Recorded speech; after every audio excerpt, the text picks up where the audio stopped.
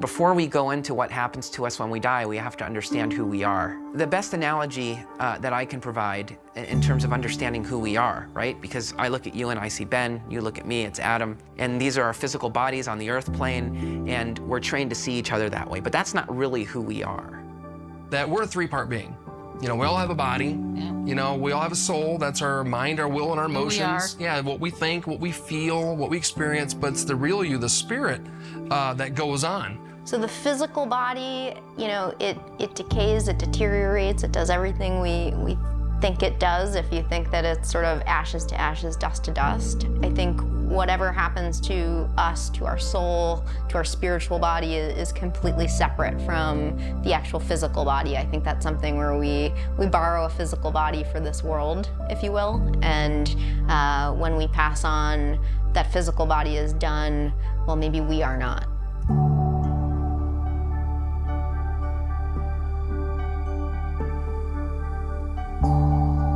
Hello, my name is Ben Harrell. I'm 49 years old, and this is my personal journey.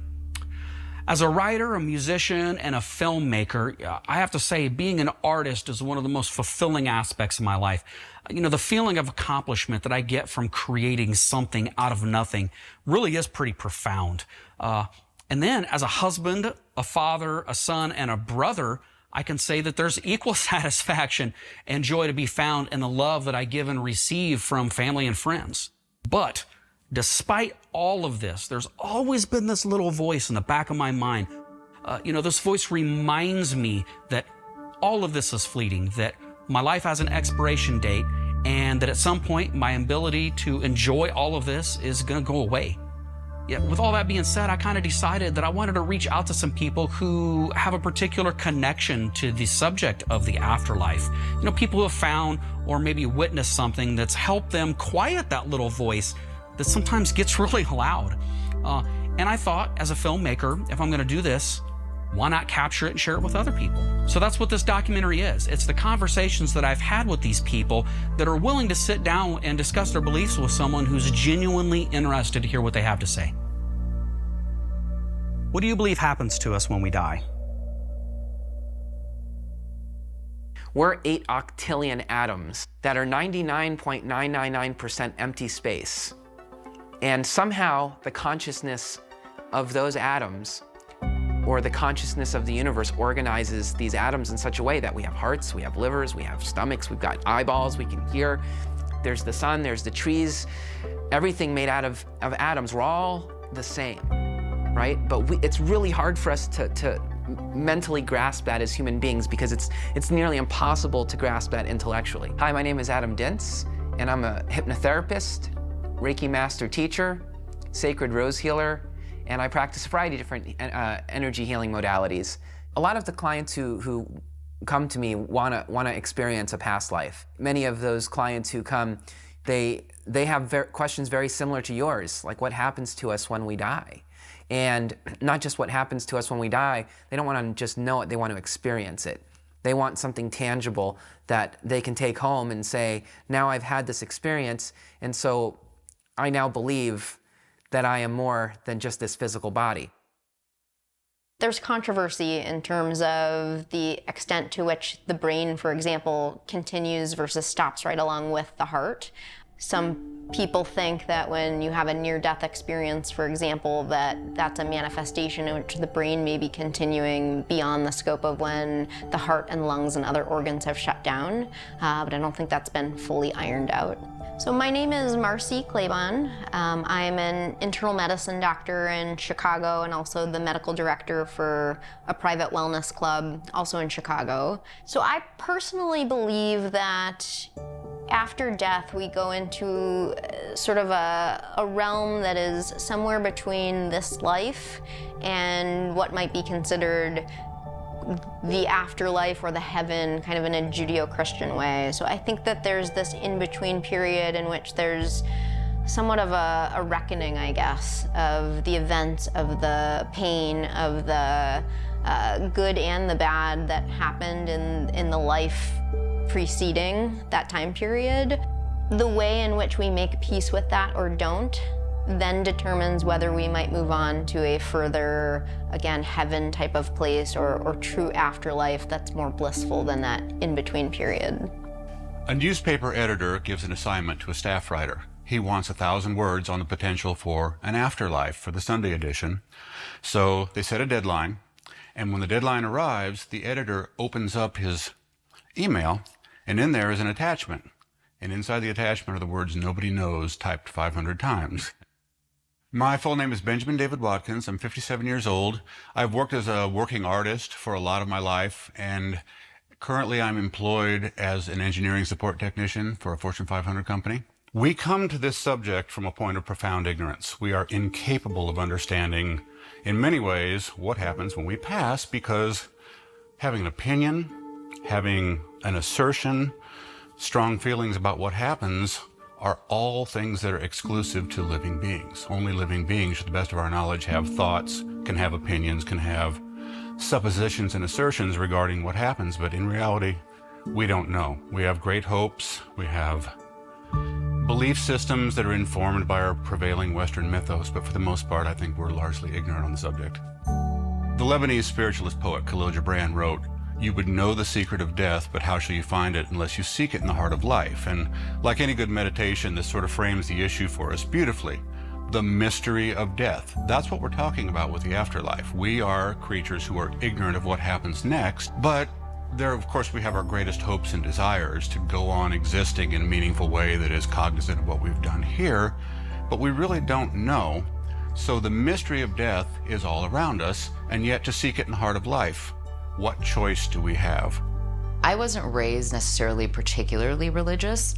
And as a kid, I actually used to go to like Catholic church with my friends, and then I'd go to temple with my Jewish friends. And so I was exposed to a lot of different religions. I actually had a friend from South Africa when I was in 6th grade, and she used to take me to the Baha'i temple. My name is Sandra Subotic. I am a doctor of Eastern Therapies, and I'm the director of Eastern Therapies at a wellness center here in Chicago. I sort of was raised kind of around a lot of religions, and I didn't have one specifically put on me. When I was about 5 years old, right after my grandfather had passed, I remember him coming to me, middle of the day, I was taking a nap, showed up in my room, we had a full-on conversation. I like to say that I've been like this since I was a kid, but when you're a kid, you kind of don't know that everybody doesn't function this way. And then it wasn't until later on when I sort of started exploring these other things and exploring the metaphysical and going to Eastern medicine school that things started amping up, because I started learning different things, and I learned how to meditate, and I learned how to do all of these different things. And so then that started to sort of increase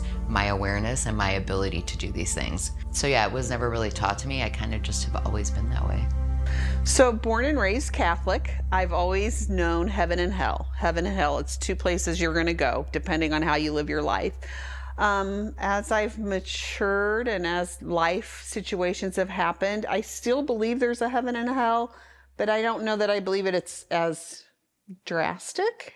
My name is Valerie Jordan, and I am the Director of Oncology here at HSHS St. Mary's Hospital. And I've been here for 27 years, started as a therapist and kind of worked my way up to director. So after a patient's diagnosed with cancer, we're blessed that we get to walk the journey with them, not knowing what the outcome is going to be. You know, they've been given a diagnosis that sometimes is fatal for them. Sometimes they know that their life is going to end in, 3 to 6 months. Who knows? Maybe that's the time frame they've given. But the tenacity and the will that they have to fight, and how they allow us in their hearts and in their lives to fight with them is incredible. It inspires me every single day. I truly think that the afterlife is just a state of being. We in this human body, this human suit, have time. We have, a chunk of time where I think God said, here you are, live your life in this chunk of time. And I think that it's all about relationships to me. It's a relationship you have with God or whatever your higher power is. That's all he wants. All he wants is for you to know him and to love him and to accept him. And then I think he promises us that he'll take care of us. What I struggle with, and I'll be honest, is what is that something? My peace of mind for what that is it's no more No more noise, no more nonsense, no more pain, no more ugly that we live every single day. I used to be very religious growing up, and then I kind of fell out of that. My father passed away, my mother passed away. I had a difficult time with everything. And now I just believe that everything goes black, kind of like the Sopranos episode, at the end of that, everything just goes black. My name is Patrick Harrington, and I am one half of Ghostly Podcast. We debate ghost stories, and we talk about paranormal. I am a skeptic, but I love those ghost stories. I like creepy paranormal stories, and so that's where I fit in. I do the history, and then I will try to come up with reasons why things happened. I can't always do that, because sometimes science hasn't caught up to these things that are actually happening, but I do my best. I don't truly believe in death. I think that there is a sadness amongst our egos, and when we lose someone, we're losing all that they fed our ego with. We have just been trained and taught and programmed to fear the idea of passing on, but not necessarily celebrate what all was brought to us through that vessel of person. My name is Frank Whittington. I've been a tattoo artist for the last 22 years, locally in Decatur, Illinois. I take more pride in being an observer of life these days, more so than whatever tattoo people are asking me to do. I strongly believe that it's only the physical body that passes away. I believe we are an energy. We started out as one source. We've developed into multiple human beings experiencing this human life, but we're spirits occupying a body. When the body is finished, we're still spirits occupying a time space. It's more, I hesitate to say heaven or hell, because I honestly believe those can be created right here in this time space. And I think that there's multiple densities of time space we're working our way through with understanding, and we just keep continuing to redo certain things until we have a better understanding of where we were and where we are. As I sit here and I contemplate what I've been learning so far, taking part in these interviews and watching these interviews back, is just how sure all of these individuals seem to be about their beliefs. I mean, I know they talk about some of the doubts that they have, but they just all seem so certain and so sure about what they believe when it comes to the afterlife. I'm not gonna lie, I'm kind of jealous of that. I'm so unsure about what's going to happen to us after we die. I don't have that level of confidence, and I have to imagine that just feels so comforting to have that level of security when it comes to that belief. And I just don't have that. And I like I said, I really wish I did. I'm also really surprised at, how many people from different walks of life all kind of have the same beliefs. I mean, you always hear that, of course, Christians all believe the same things. Atheists all kind of have the same kind of beliefs. People who believe in the paranormal all kind of believe the same thing. But how much of that is interwoven? How much of that, how much of those beliefs from all those different types of systems, how many similarities there are between all of that? It just amazes me. I have to say, I'm really excited to see where this progresses based on what I'm seeing so far, because it seems like it's heading in this really positive direction.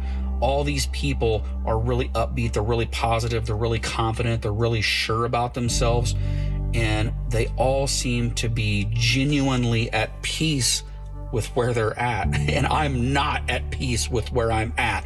So I'm very much looking forward to this journey that I'm on, continuing this journey, because I want that peace. And I'm hoping that by talking to all of these people, that they're going to let me in on their secret somehow, and I'm going to get to enjoy some of that peace and some of that comfort of knowing an answer to at least some of these questions as I progress.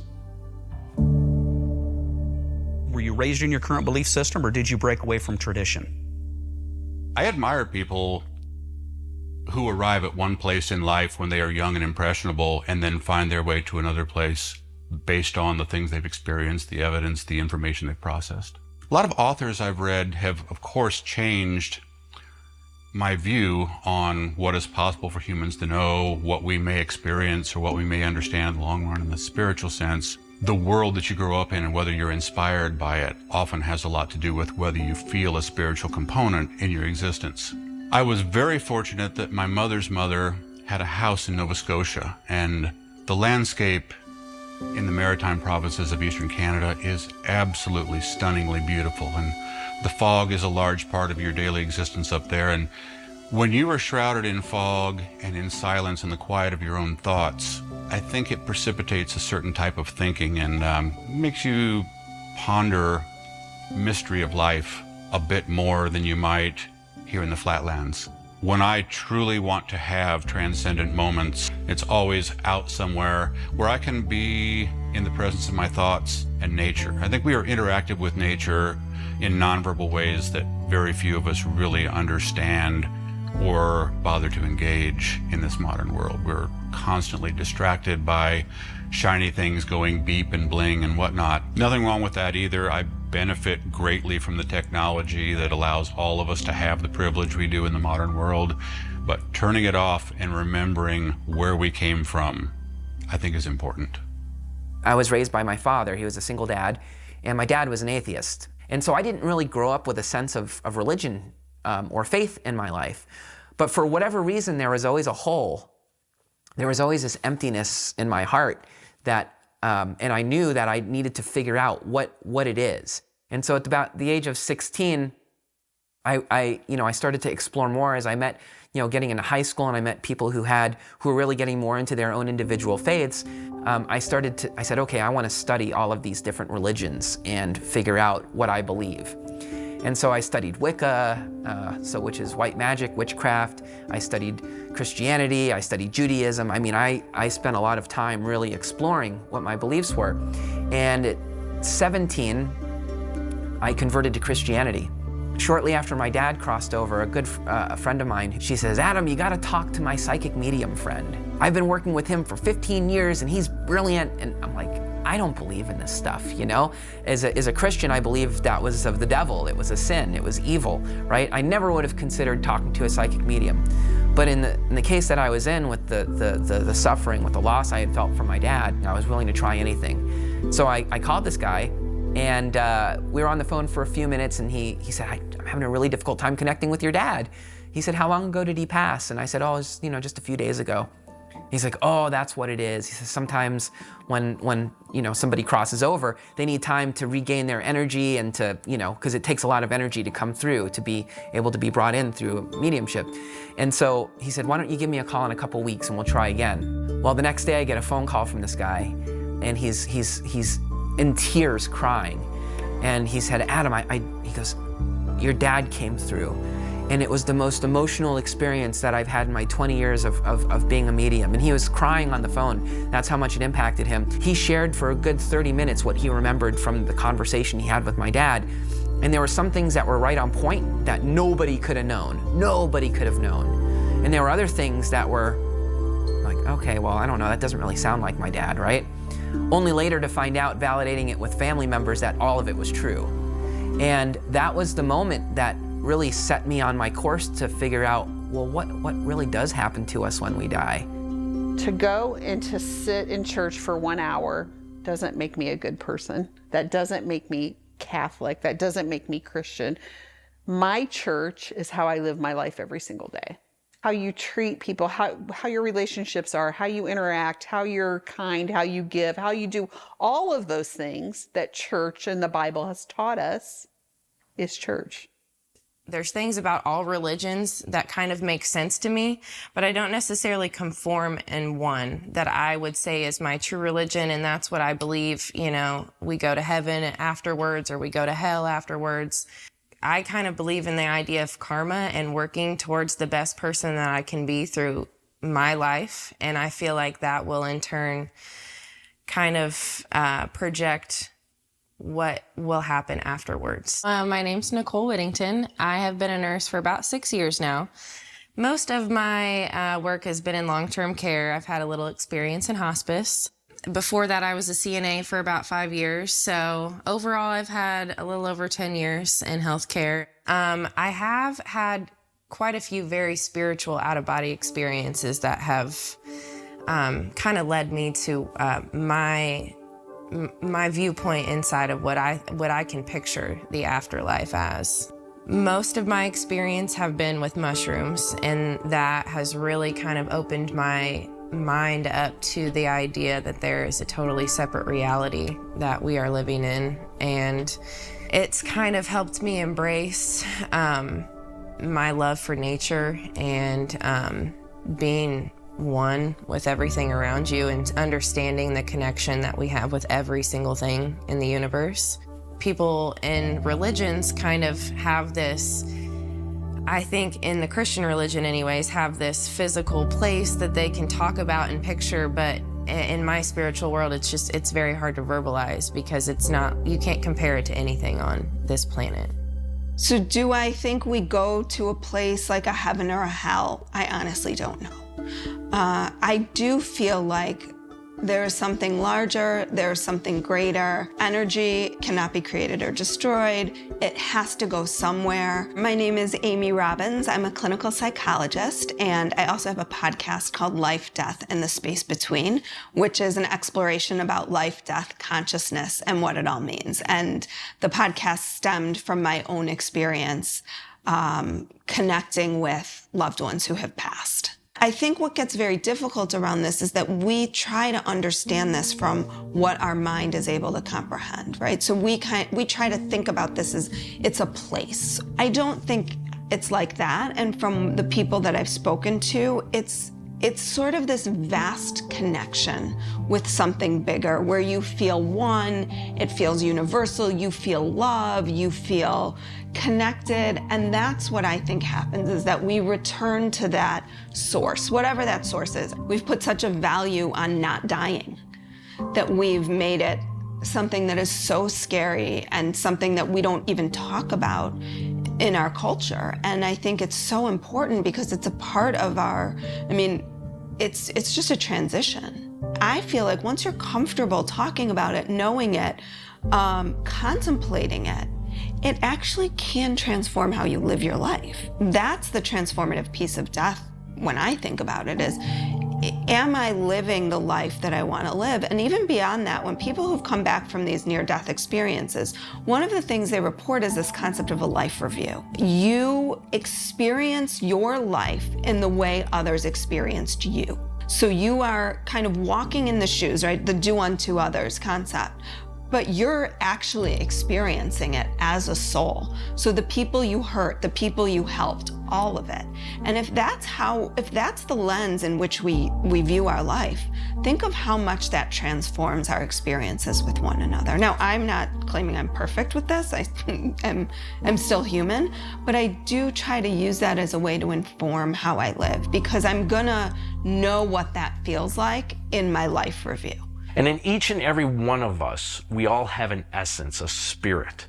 I don't believe that this is all it is that we just die when our body dies. I don't believe that. I believe that through the faith that I have, or most other people have, that there is an afterlife. And it's what you believe it to be. So that, if that helps. My name is Neil Gibbons. I'm the co-founder of Graveside Paranormal. We're an investigative group. I do ghost tours throughout the Chicagoland area. I also do investigations for people in their personal homes, and I also do it in businesses. We also do a podcast that's called Spirits by the Gravesides. We talk about a lot of different things, from anything from spirits to conspiracy theories, all the way to Bigfoot on our podcast. And I've been doing this now for about 7 years full time. My mom was a nun at one time before she became my mom. And actually, my dad was a brother before he became my dad. I grew up as a Catholic, and I do believe that a lot of it was instilled into me, that there is a heaven, there is a hell. Could there possibly be a purgatory, or a limbo as they call it? But as we get older, we start to realize that there's other faiths that are out there that have different thoughts. So you have to be open-minded to try to listen to some of them. So far, it seems like the people that I'm talking to are so much more open-minded than what I was expecting. Yeah, I mean, my entire life I was kind of brought up in this environment where the expectation was people who had these really solid belief systems were really closed off and closed-minded. I mean, yeah, the people I'm talking to, they're pretty confident in their beliefs, but they're not closed-minded. Everybody that I talk to so far are what I would kind of call seekers of truth. They're looking, they're continuing to look for the answers. Even though they have a pretty firm grasp on what they believe, they're still wanting to look for more answers. And I don't know, I just didn't expect that. I didn't expect to find so many people like-minded, like myself, that were looking for these answers. And so that's kind of a breath of fresh air because it's not what I expected. Maybe we can't know what happens to us after we die because we are limited by our physical bodies. You know, maybe that's the reason why people who do psychedelics, or people who have past life regression hypnosis, or people who meditate, or people who actually have had some kind of a near-death experience, maybe that's the reason why these people have these profound, miraculous experiences, because during that short amount of time, they are untethered from their body, so to speak, and it opens them up to be able to receive things that we in our normal day-to-day just can't receive because we're stuck here and we just can't let it go. I didn't have any roots as a Christian. I just knew that, okay, if I have Jesus in my life, I know that my name is written in the Lamb's Book of Life. When this life's over, I'm in heaven, cool. And in college, I was bombarded with all kinds of philosophy and biology and all this stuff. I remember being in an auditorium, hundreds of people, and this biology teacher saying, I dare any of you to try to tell me about creationism. And I felt like I was constantly being assaulted about what I held in my heart as faith in Jesus. I began to start going, well, why do I believe what I believe? Did I believe just because my dad did, my mom did? So I started doing a lot of soul searching. And what I did was entered probably the darkest season of my life, because I said, you know what? I'm not believing in any of this anymore. It's tough when you experience real joy, real peace, then all of a sudden it's gone. I felt like there was this tiny, tiny thread that wasn't severed, that I was still holding on. I knew in the very depths of my core I was going to turn back because the emptiness I felt. I'm saying I'm walking away from everything, but and in that moment, I'm like, what am I doing? My mother, who again was raised Catholic, but always has been a spiritual seeking person, she bought at a garage sale a 50-cent glow-in-the-dark 1990s Parker's Brothers vintage Ouija board. And one night in 2019, I was at my parents' home. I was bored after dinner, and I randomly thought, I'm gonna dabble with this Ouija board. I lit a candle, I said a prayer, I welcomed in, whatever ghosts or spirits wanted to speak with me. And I found in that moment that I was actually getting pretty profound responses to my questions. I was getting responses that seemed more powerful and more insightful than what I would be giving from my own subconscious, or from what I would be giving even from my own conscious. And at that point, still didn't do much with it. I went back over the Christmas holidays, dabbled with the board again, and ultimately ended up bringing it back to my apartment in Chicago. And one night, I took the board out, and I had asked a friend, can I ask a question about your life? Because I've kind of run out of things to ask this board. And in the midst of this, and sort of relatively suddenly, the board spelled out, "Ghosts don't like being ghosts." I said, "Do you have a name?"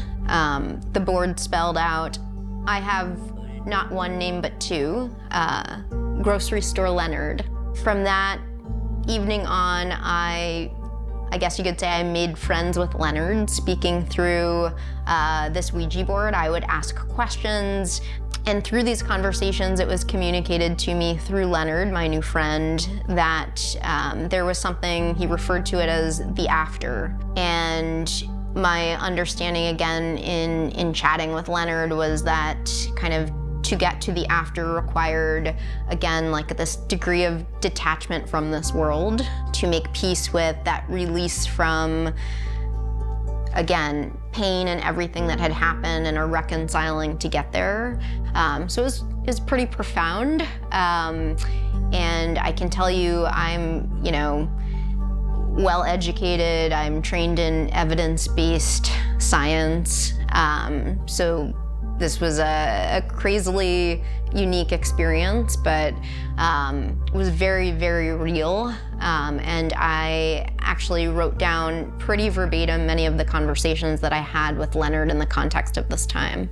I was meditating one day and I had this vision, and I saw, like, because you have to, it was Zen Buddhism, so you face the wall. You don't even face like the altar. You face a blank wall. But there was a shadow on the wall, and the shadow was giving me these like I was thinking I was seeing something like Mother Earth giving birth or something like that. And it was really something that hit me. And I waited a couple times, and finally I was there with the monk guy, and I said, I had this vision, and I would love to tell you about it. And I started telling him, and he said, "Don't worry, that'll pass."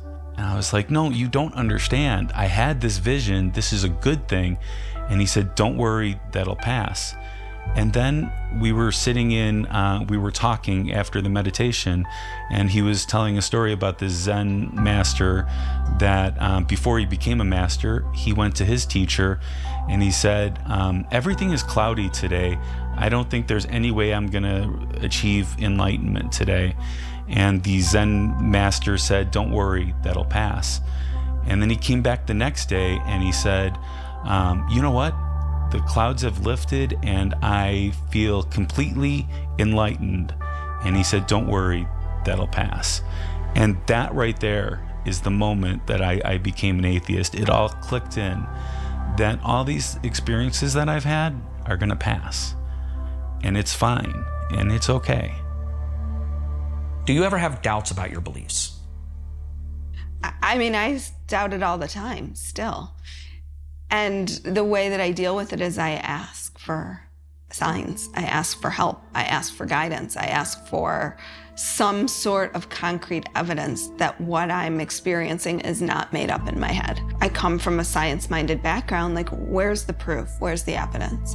And the more people that I've spoken to, the more I've found that there actually is evidence, and there's lots of people doing research on this. What's the most interesting to me is how many people are outwardly willing to say they don't believe it, but then kind of behind the scenes are like, maybe I need to look into this.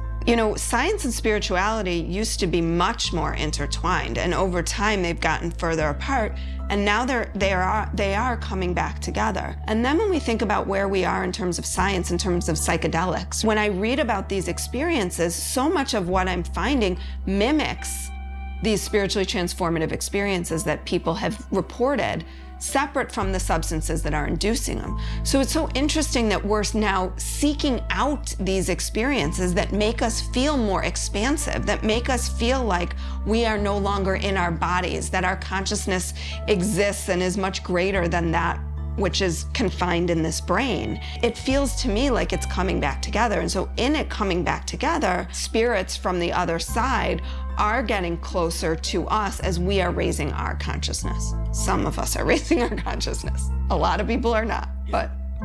I have doubts all the time. Most of my family are skeptics. It runs in our genes. And so the universe constantly surprises me because of the amount of skepticism I had. I remember I had a gentleman call me a few years ago, and he wanted to come in for a Reiki session. And I asked him what was going on. And he said, "Adam," he goes, "I've never been this depressed in my entire life." He's like, "I've tried everything. I've tried every medication. I've gone to talk therapy. This is it. I have no other course of action but to try this, and if this doesn't work, then I don't want to go on anymore. I think I'm gonna kill myself." And so he's like, "Can you help me?" And I was like, "I don't think I can help this guy." And I was like, "Well, why don't you come in? Let's do a Reiki session. Let's see how you feel afterwards." So he came in, we did our intake, And during the intake, he reiterated the same thing. He looked completely lost, completely just, you know, when you look at someone and there's just something going on, it's just as evident as day. And I was scared out of my mind because I didn't want to be the last person that couldn't help this guy. You know, I didn't want to read in the paper or hear something that this gentleman had killed himself after coming and seeing me. And so, nevertheless, went back to the Reiki table, facilitated the healing session, and afterwards, his whole perspective on everything had changed. And about a year later, he took my Reiki 1 class, and he's a Reiki healer now. And his whole life has changed. And so, there's not a day that goes by that I don't have some kind of doubt or skepticism about this stuff. But I'm grateful for it because it gives the universe an opportunity to keep surprising me. And with each surprise I get, I believe more. So the doubt actually helps cement my knowing. I have doubts about everything. I have doubts about human ability with the apprehension of our 5 senses and the brain function that we have to really understand meaningfully the nature of our current reality, let alone some reality that may exist beyond where we are now. Largely what I mean by that is, if you look back in history, there was a time where everybody knew the world was flat, where everybody knew that disease was God's punishment for having lived a sinful existence, maybe even in a past life. And yet technology constantly chips away at our view of the world and then gives us astounding new views. When von Leeuwenhoek invented the microscope, suddenly the world of microbes was there, and we could notice that a person who was infested with some horrible disease happened to have a microbial profile that was much different from a healthy person. And so we, through our technological evolution, continually unveil the true nature of reality. Our human eyes cannot see infrared, and yet mosquitoes find us in the dark with it. Well, most of us think we're smarter than mosquitoes, but in reality, they have a way of seeing things that we don't. I think that for the most part, we don't really get to experience reality beyond a small sliver that is available to our senses and what we can compute with our brain mass. I had a lot of doubts about the context of the Holy Bible because I understood, even at a young age, how the game telephone works. I also understood that some words are not translatable from one language to another language, so how could we have one book of context or content written in all these languages, keeping exactly the same vibe throughout, from culture to culture to culture to culture? To me, the plausibility is very little. I think that there's good framework for moral compass value within it, but it gave me a lot of discomfort to make that my only saving grace. If this one book of work is the be all to end all, everyone would have it, own it, trust it, and believe it. But there was too many that I saw them tell me they truly believe everything in here, but they were not living up to that standard. That was really confusing, especially for a child mind, you know what I mean? And we've probably all been there at some point, and that's when I questioned it. But it was questions that never got answers. But there will try to be times where in my mind, I'll think, well, you sure about that?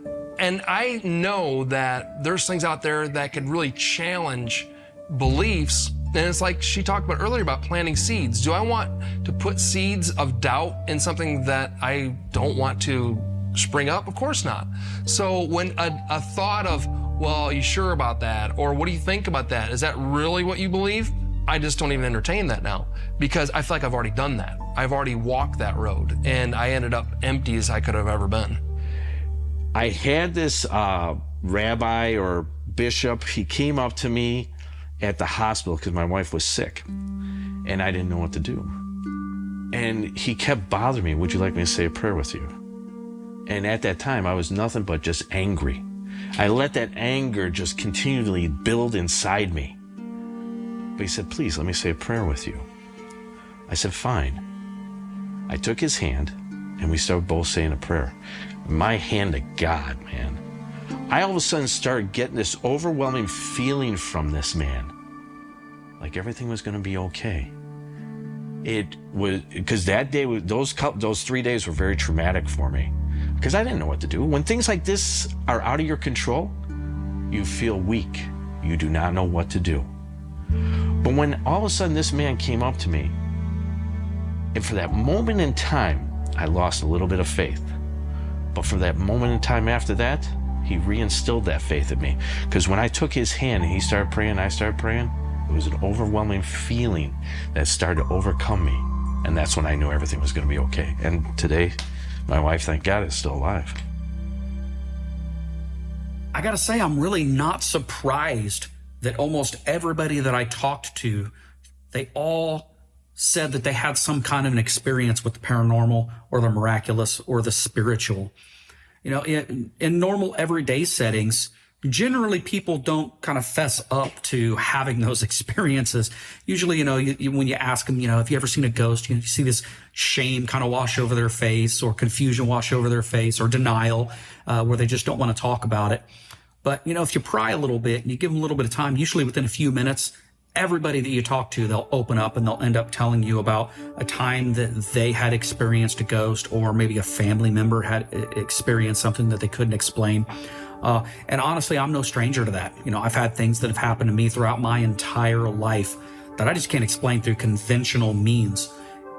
Being a practicing atheist, or not believing in any kind of an afterlife or any kind of a deity, and then being subjected to these things that I can't explain, wow, that is really hard to kind of marry mentally in my brain, because they're conflicting.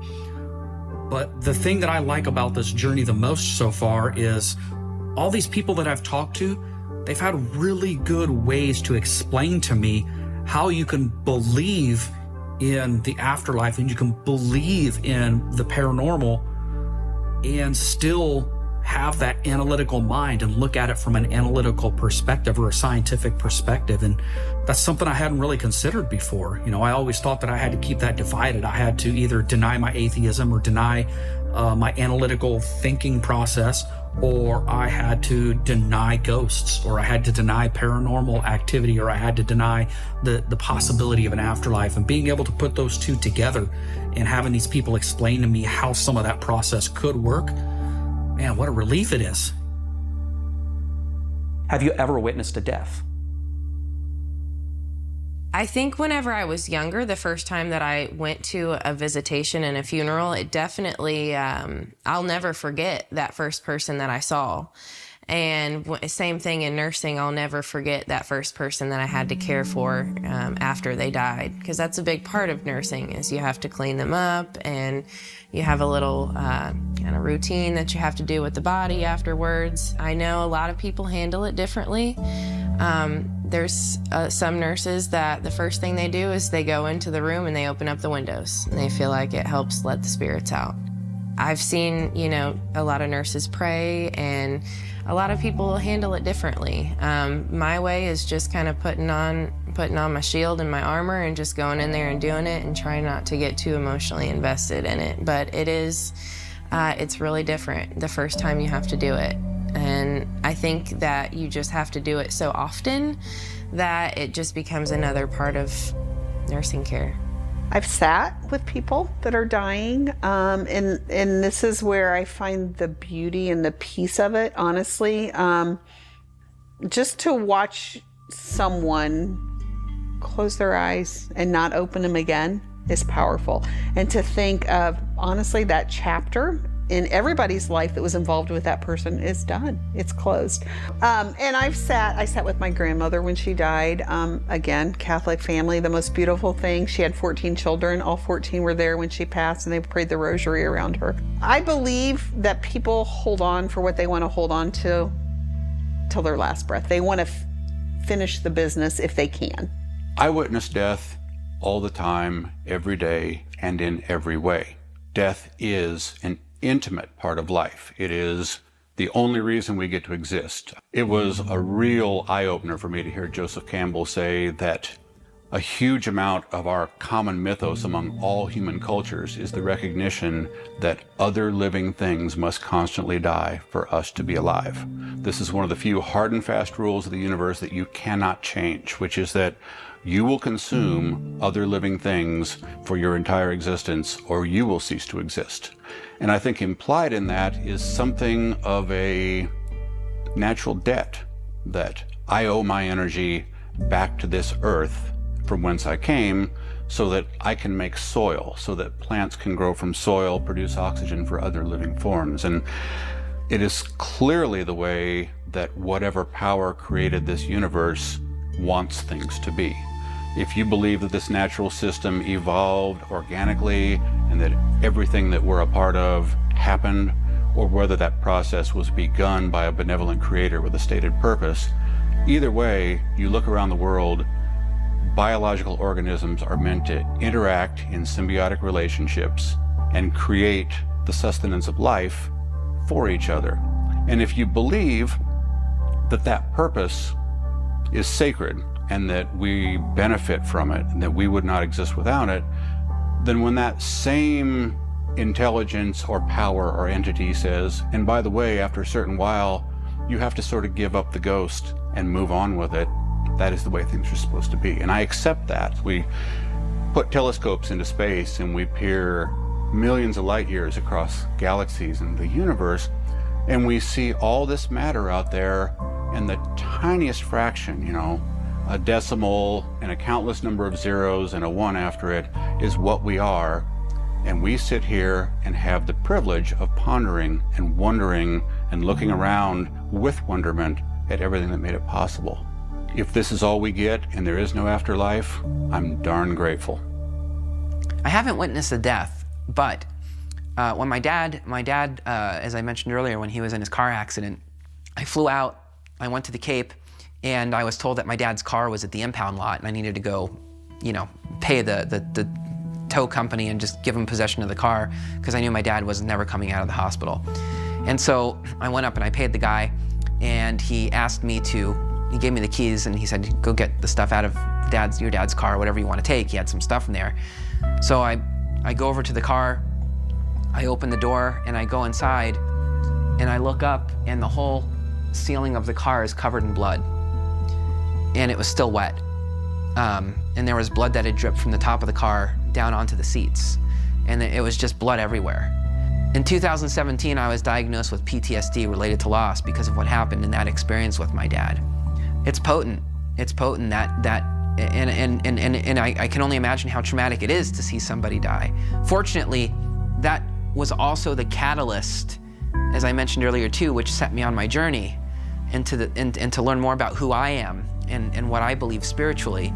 And it was the catalyst for my awakening, if you will. I don't know that I've ever witnessed a sudden death, like something being shot in front of me, but having obviously gone to medical school and then residency and spent then time even as an attending working in hospitals, I definitely had multiple experiences in which there were, for example, code blues being called like you see on TV, where emergency situations, someone goes into a cardiac arrest, and I have been part of the team doing the CPR, et cetera, or telling the nurse, give epinephrine now, trying to resuscitate this person. And I have seen many of those cases actually where the patient doesn't make it and you're there present watching death because they can't be resuscitated with CPR. There have been times where you would hold the hand of somebody one morning on rounds and see how they were feeling, make sure they were comfortable, speak with them, have full conversations, maybe check in on them in the afternoon, and come in the next morning and they had passed. When you experience that within the realm of a medical career, you kind of almost learn to sort of separate yourself and shut off what would otherwise be a really powerful, potent, and somewhat traumatizing human experience. For better or worse, in a way, you're like, maybe death should be this bigger thing, but for me it was, we saw a few deaths on Tuesday night, and I think maybe that contributed to why I've never really been afraid of the topic or afraid of the concept of death. It's too profound to be able to have this incredibly meaningful conversation with a person one day and then walk in the next day and their physical body is gone. I kind of knew from that alone there's got to be something more than this. That's too profound otherwise. One of my first jobs was taking care of this woman who had been going to the clinic for 40 years. And she ended up taking a fall. And I had to go up there, and I brought the woman who ran the school, and she helped out, and we got her set. She went to the hospital, and everything was fine. And then I think it was a couple months later that she started to stop eating. So this had gone on for a couple days, and I was actually sitting next to her when she took her last breath. That was a very intense experience. I think sitting with someone when they take their last breath is hard to explain. I could feel, and I would say almost even see, the soul as it left. You could see it was a very specific transition of what she looked like and what I was experiencing, even sitting in the room, and then what it looked like and what it felt as it was transitioning out. It's kind of hard to put into words, but it was a poignant experience, absolutely. I witnessed my father's passing, and at that time, I was still blissfully unaware of myself. My dad and I were not terribly close through the early part of my life. We made amends toward the end of his life. A lot of people knew me, knew of me, and had their ideology about me, where I was just going through the motions, being prompted by action, being prompted by praise to do the next thing, to where I was totally disconnected from who I am. But it was his passing there again that kind of gave me that realization, like, you just don't know shit. One thing that I'm really impressed by when I'm talking to these people is just how well most of them have managed to figure out a way to deal with the death of their loved ones. That's something that I've always struggled with. I mean, we've all had friends, family, loved ones pass on. And so we've all had to deal with it in one way or another, but it's something that I've always been really terrible at dealing with. I've always kind of, pushed it back into the corner of my mind and really kind of lived in a little bit of denial when it came to the death of my loved ones, in particular my mother.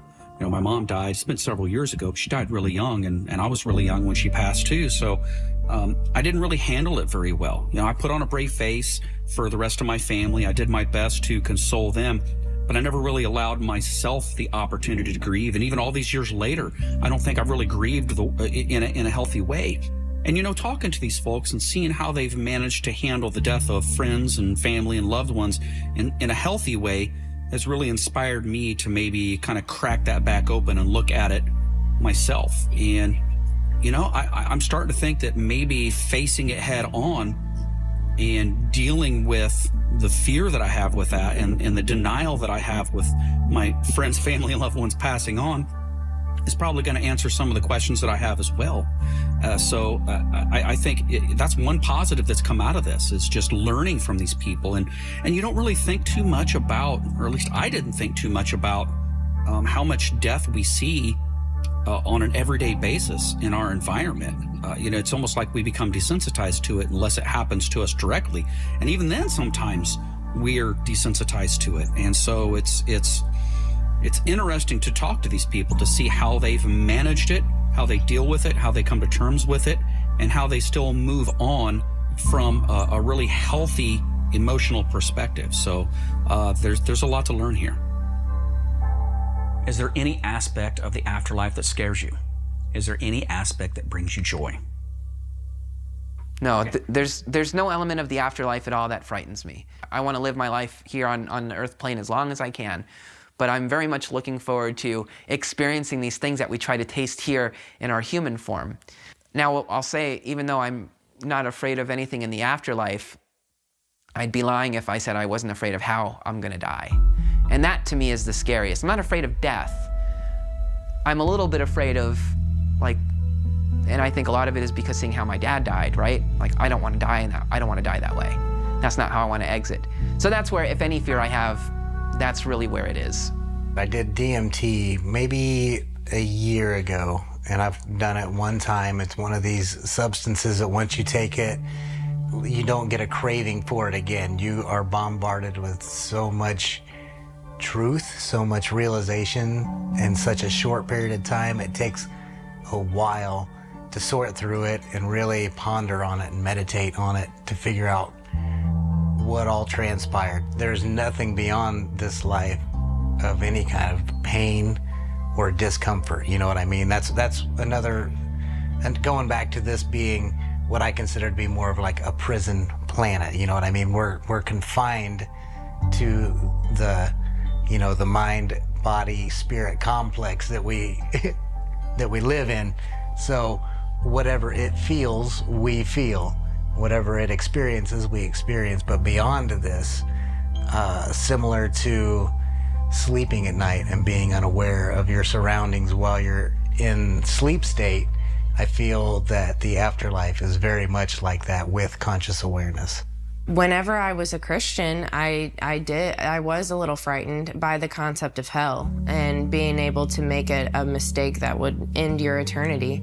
But now that I have freed my mind of feeling that trap of heaven or hell and having to conform into that certain viewpoint or else, it's definitely taken away my fears. And also having that DMT experience where I feel like I possibly went to that spiritual world where I will go when I die, and having that peace that it's going to be okay, there really isn't any fears. And even if somebody doesn't believe quite like I believe, I don't fear for them when they die.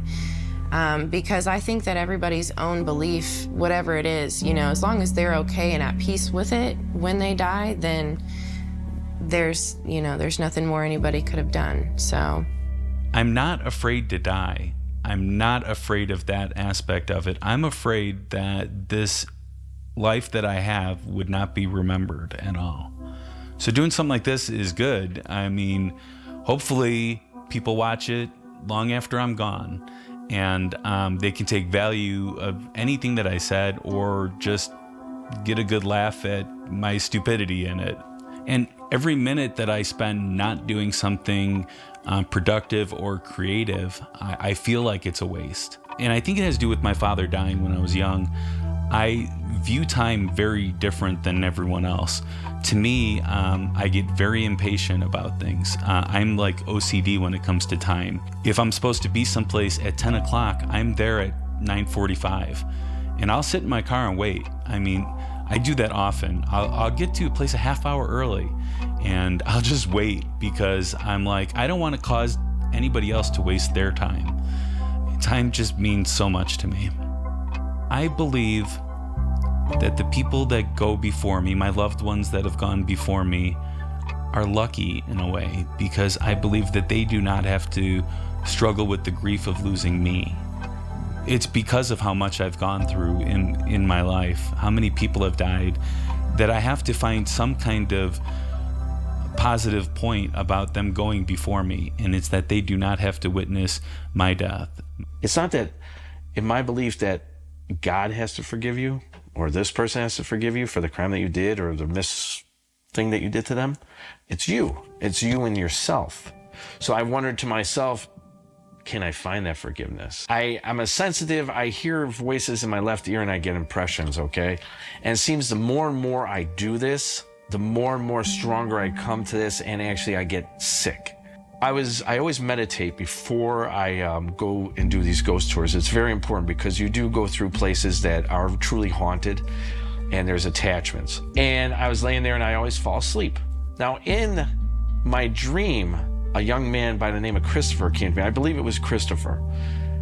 And he said to me, when you get to the back end of Bachelor's Grove, please bring up my name. So I wake up and I had this thought in my head and I saw him in my dream. I remembered the description of him completely. And he asked me, please do this. So we're done with the back end of Bachelor's Grove, but I can feel the impression of this young man. It's always in the back of the head. So I'm like, all right, okay, I'm gonna do this. I know I'm gonna look nuts, but I'm gonna do this. Because I truly believe that someone is talking to me. So I raised my hand and I said, listen, this is the end of this part. I go, but I want everybody to pay attention to this. There is a young man that's here with me at this time. His name is Christopher. He recently passed, I don't know how long ago, but there's someone here that knows him. I'm going to give you a description of him. I gave the full physical description, hat, sideburns, and one guy raised his hand. He said, he goes, that's my cousin, Christopher. And I said, oh my God, that's the name of the guy. It actually made me feel good that I was able to reach out to people, and I've done it before, and I recently just did last week as well. It's good to know that sometimes people feel good after that. And that's the main thing, is that they feel good. You know, and I feel good knowing that, you know, maybe something good happened with them. So it's not like I can do it like that. It just happens when it happens. So it made me feel good. So I'm at the airport today, enjoying a flight delay of all things. And you know, anytime I find myself in a situation like this where I have a couple of hours, it gives me the opportunity to kind of sit back and reflect on a lot of the things that I've learned on this journey so far. And one of the things that I'm starting to realize, you know, at first I thought a lot of these folks that I've been talking to were really sure about their answers. And they are sure about some of their answers, of course, but they have a lot of questions the same way that I have a lot of questions. And so my initial thought that these folks kind of had all of the answers is not the case. So I don't feel as reassured as I did originally. You know, when I first started doing this and I first started talking to some of these folks, I started feeling a lot more comfortable, and some of that anxiety started going away. Now, as I sit and I think about it, some of my anxiety is starting to return. Now I'm starting to sleep poorly at night again while I lay back and think about this stuff, because I'm not really getting the answers that I wanted. I am, but I'm not. So it's kind of twofold. You know, it's that old adage where every question that gets answered gives rise to 5 more questions that you end up having. And so what's happened through this is some of the initial questions that I wanted answered have been answered, but it's bred so many more questions, which has created so many more doubts, and which has created so much more anxiety for me when it comes to trying to find an answer to all of this. And so I don't really feel as comfortable now as I did when I first started this. And that's kind of difficult to deal with. And I'm hoping, you know, as I progress through this and as I reflect more, I'm still hoping that maybe I'm going to find those more answers than new questions. But maybe that's not what it's about. Maybe, I don't know, maybe it's about the journey. Maybe it's not about the result. And if that's the case, that's something that I'm going to have to come to terms with. People that I love, anyone that I've ever met that maybe has shoved God away, that are like, I don't have nothing to do with him. Yeah. That they won't be there. And what pains my heart is generally it's a misunderstanding of who they think God is. That, well, I got to stop this, I got to quit this, I got to be like this, I got to wear that, I've got to, and they think it's this book of don'ts, and they've stiff-armed God because they think of all these things that they can't do anymore. They've missed the point. And if they miss the point for those reasons, and they've missed out on eternity because of that, that breaks my heart. Probably the unknown, you know, the what is it, and the am I good enough to go where I'm supposed to go? Have I lived my life the way I should to be able to go where I'm supposed to go? And will my people be there? Will they know me? Will I know them? Or will it all be just new friends that we meet? No. Nothing of the afterlife that scares me. Even though I believe that there's an afterlife, I'm not ready to be dead in this life. You know, I still have a lot of living to do. I don't want to lose people that I love, even knowing what I know, right? I mean, that thought is still very difficult for me. I know I would be okay. I know they would be okay. I wouldn't question that. I know that eventually I would get back to this place of really believing that there is an afterlife. It just might take me some time and some journeying to get through the grief to do that. But yeah, there's something to me that seems so freeing. Like anytime I've done any experiences, breath experiences where where I don't feel like I'm in my physical body anymore, I'm conscious of how restrictive that feels and how bummed I am that I have to be back in this body, kind of constrained again. Because when you feel that expansive energy, to me, it just seems like amazing to be able to be that big and connected with with everything that is. So I think that it sounds exciting. I just feel like I won't remember it in the way that we're speaking about it, because it's just sort of this consciousness versus being in my brain. Fearing an afterlife that may or may not exist is a form of self-imposed tyranny. When I look at the natural world, a million forms of symbiosis, a pollinator for every flower, a bioculture that lives in the alimentary system of every complex organism that allows it to digest other organisms. All this stuff planned out. If you look around this world and you see everything that was provided to us so that we can live in a planet that, compared to what we see through the telescope, is paradise for humans. If you look at that world and imagine it to be governed by a creature or an entity or an intelligence that can't wait to torture us for the ways that our behavior did not live up to expectations while we were here, I think you're subjecting yourself to a lot of fear and stress and anxiety over something that may or may not exist. I think we grow up like in childhood with traditional religion and sort of our fairy tale concept of spirituality as a child, thinking maybe that when you die you go to heaven, or that it's just this like blissful entity, hard to explain, but you know, a grandparent would pass and oh, they're in heaven now. And I think what I've come to learn and personally believe is that it's a bit more complicated than that. The concept that there is something that comes after this is in and of itself very comforting. Even if there is a limbo land, or even if there is a world where we haven't completely gotten rid of all of the challenges, there is something that we have the opportunity to transcend to that is beautiful and peaceful and, you know, what we ultimately would consider, like I said, almost like heaven. One thing that has completely baffled me throughout this entire journey is just how it seems that there are so many people that I've talked to that just don't seem to have a fear of death or a fear of what's going to happen to them after they die. And that thought just doesn't make sense in my brain.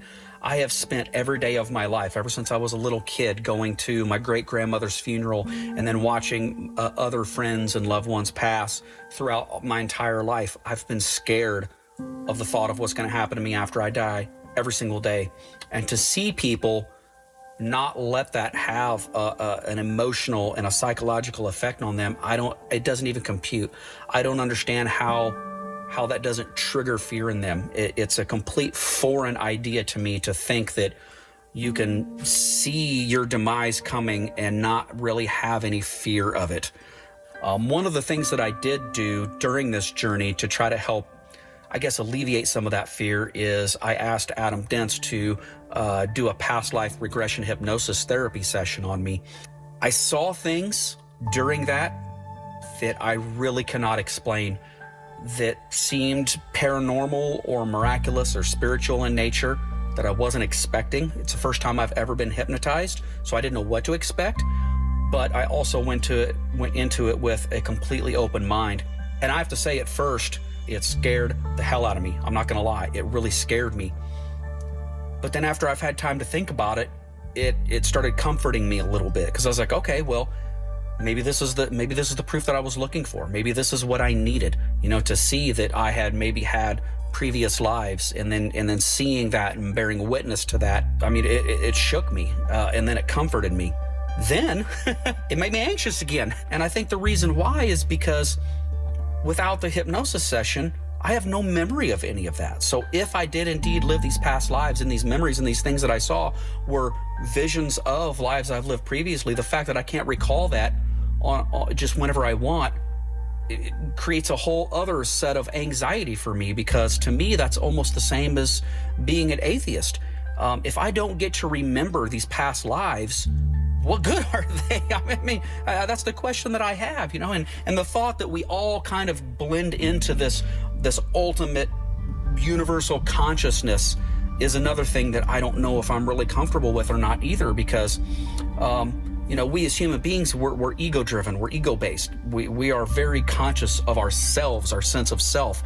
And the thought that we would, after we die, become something greater and lose ourselves and our ego and what makes us us, lose that into some kind of a general consciousness, permanently, temporarily, whatever the case is, until we get an opportunity to get born into another life, and then we don't remember anything from our previous lives. It almost feels sometimes like that may be worse than nothing, because either way, I'm disappearing. And I just, man, I don't know how I feel about that. I'm hoping that over the course of the next several weeks and several months, as I have more time to reflect on this, I'm hoping that I'll start to get some more comfort. And to be honest with you, I'll probably do some more spiritual things like the past life regression hypnosis in the future, maybe do some Reiki healing sessions, maybe even some more unorthodox treatments, so to speak, to try to find, some inner consciousness, or try to find my spirituality, or try to gather more information on previous lives that I may have lived. Maybe if I find more proof, or if I see more things, or when I find out more, maybe I'll start gathering some of that initial comfort that I had at first. And maybe we don't disappear into the general consciousness. Maybe we do get to keep our sense of selves, or our ego. And if that's the case, I sure hope so, because the thought of disappearing is probably the part of dying or the afterlife that scares me the most. What message do you have for the people that will view this documentary? What's the takeaway? Your truth may not align with anybody else's truth. You're not meant to walk in anybody else's shadow. You're not meant to believe the same thing your parents believed. You don't have to believe the same thing your parents believed. You can have very similar beliefs, but be slightly different. It doesn't matter, because we're all always where we're supposed to be. We're all continuously unfolding as the laws of the universe dictate.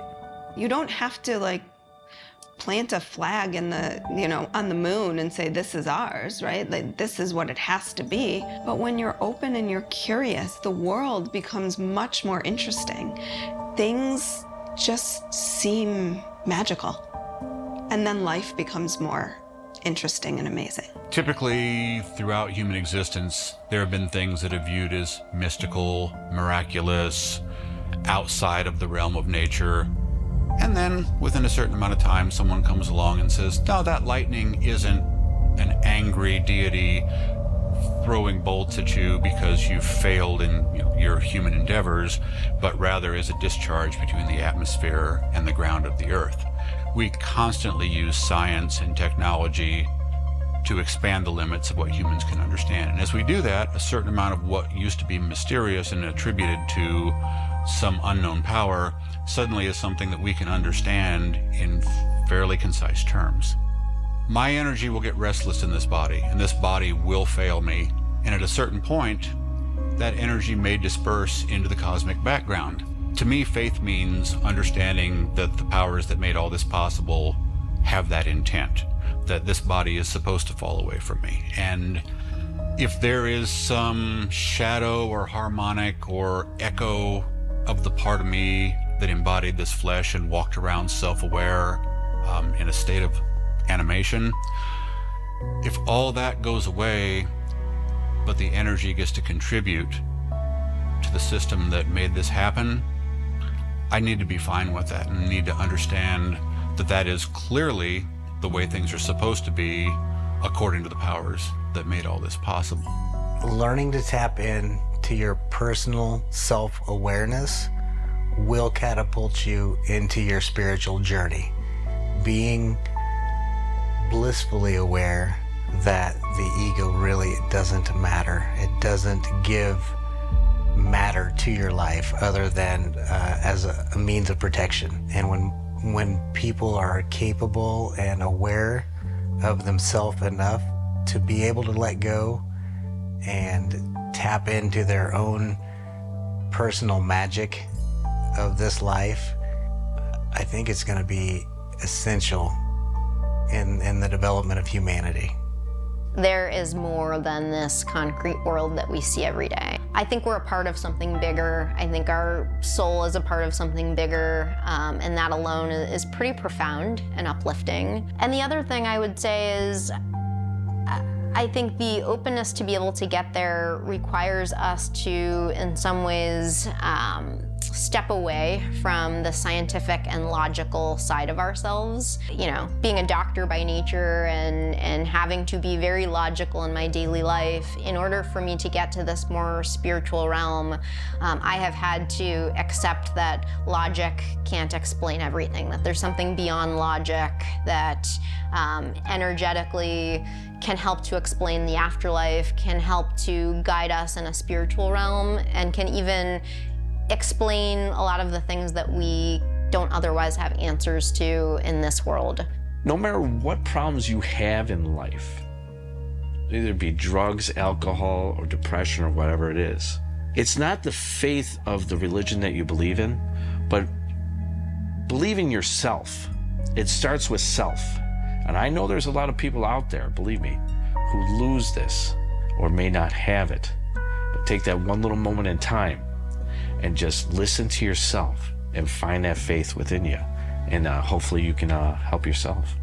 My main takeaway would be just to be able to find peace in not knowing.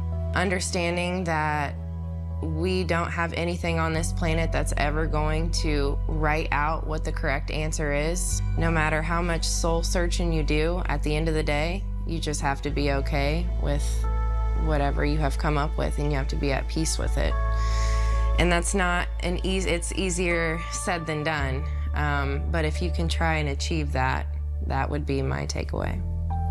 Believe what is good for you. And I know that that is a really difficult thing to say, because most of the time people believe things because they're told to believe things. But question all those things that you're told and believe what works for you. I struggle with people that have made these big accomplishments and then say, you know, I would like to thank God for this, because if it wasn't for them, I wouldn't be able to do this. And it's like, no, you made this accomplishment.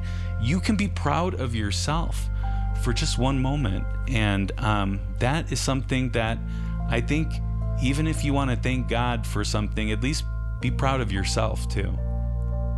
We as human beings carry around a lot of criticism and baggage and weight that is not always necessary. I think that most of us are really, really hard on ourselves. Of course, you want to try and be the best person that you can be. Of course, you want to try and work through your things. And I think it's really important to take time and enjoy your life, and maybe not be so hard on yourself and not so hard on others. Hopefully people watching this documentary can maybe step out of whatever fear or apprehension they do have of the afterlife. That would be my biggest hope.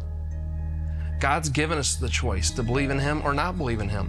So if you're looking for that one thing that's going to make it all make sense, it's not going to happen. You're not going to find, like, looking like, oh, I found this book, it all makes sense now. Or because there is an element of faith. Stop trying to figure it all out and just cross that line of faith and say, I had to at one point in my life say, you know what, I can't figure this all out. Find joy in the everyday simple things, because it's the simple things that make the memories. Sure, the grand vacations and all of those are wonderful, but it's the relationships, and it's the how we treat and talk to each other every day. Just be the best person you can and live life to the fullest, honestly, because we don't know when our last breath is. We don't know. So make the best of every moment you have. I think it's really important for all of us, regardless of our upbringing and regardless of what our current beliefs are, for all of us to reach out to people that have different spiritual beliefs, people from different cultures, people from different backgrounds, and ask them about their beliefs, ask them about their cultures. I think you'd be surprised at how many similarities there are between all of us across the world, regardless of where we come from, regardless of our upbringing, regardless of our religious beliefs, regardless of our spirituality. We all have this common thread of humanity, and there's so much to learn from these different cultures. So don't be scared to reach out and ask people questions. These people want to talk about their culture. They want to talk about their beliefs. They want to talk about what makes them tick. And you would be amazed at how much information from other cultures and belief systems can help you either come to terms with things that you're combating in your own belief systems or things that you're questioning about your own life, you'd really, really be amazed at how much of a difference talking to other people from different walks of life can have. And don't be afraid to tell your story. That's another lesson that I hope everybody gathers from this. We all have things that we can share that have the potential to influence and have a very positive effect on other people around us, sometimes without us even realizing it. These are the lessons that I've learned, and I think these are the lessons that all of us could learn.